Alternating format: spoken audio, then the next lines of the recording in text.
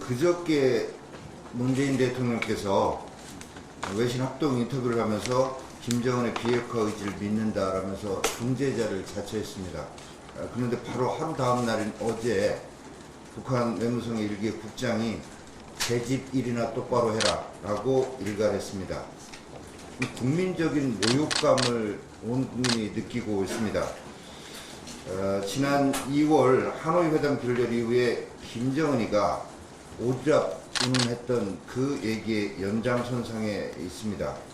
또 문재인 대통령은 인터뷰에서 남북 대화가 다양한 경로로 이루어지고 있다라고 했는데 북한의 이 외무성 국장이 다양한 교류의 물밑 대화가 진행되고 있는 것처럼 남조선 당국자들이 광고하고 있는데 그런 것은 하나도 없다라고 얘기했거든요. 이거 데자비, 기시감이 있습니다. 국내 정치에서도 우리 대한민국 지금 의회가 마비 상태에 있고 일체 대화 시도도 하지 않으면서 언론을 통해서 언론 플레이하면서 다양한 물밑 대화가 있는 것처럼 하는 것과 어쩌면 이렇게 핑박입니까?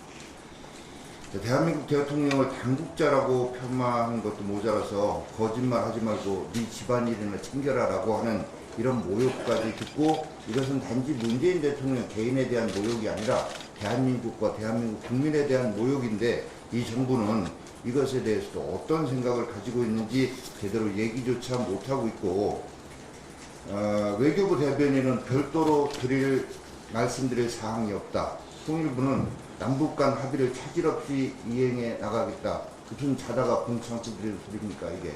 참 기가 막힐 노릇입니다.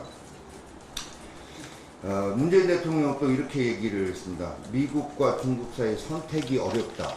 이 말 듣고 국제관계가 뭔지도 도대체 모르는 분이 대통령을 하는가, 외교가 뭔지도 모르는 거 아닌가, 국제사회에서 정말 당신스러운 미국과 중국 사이에 선택하는 것이 어렵다라고 하면 대한민국 문재인 대통령 참 솔직하구나 이렇게 인정해 주겠습니까? 어떻게 이렇게 아마추어적인 외교의 모습을 국제 외교 무대에서 보여서 국가의 국격을 추락시키는지 참으로 통탄하지 않을 수 없다는 말씀 드립니다. 이제라도 환상에서 깨어나길 요구합니다.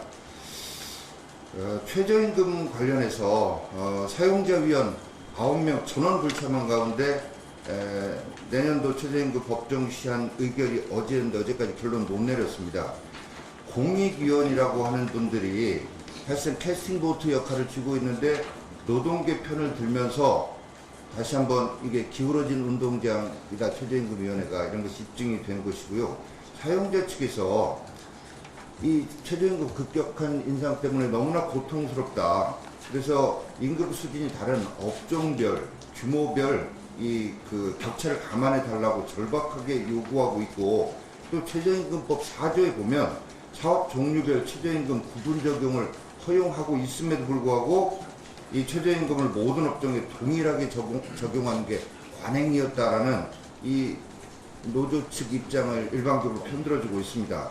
지불 능력도 없는 이런 상황을 무시한 채 무조건 임금 내놓으라고 하는 거 이게 지속 가능하겠습니까? 조건부, 일정한 조건부 최저임금 동결이 필요한 상황이라는 점을 지적합니다. 이상.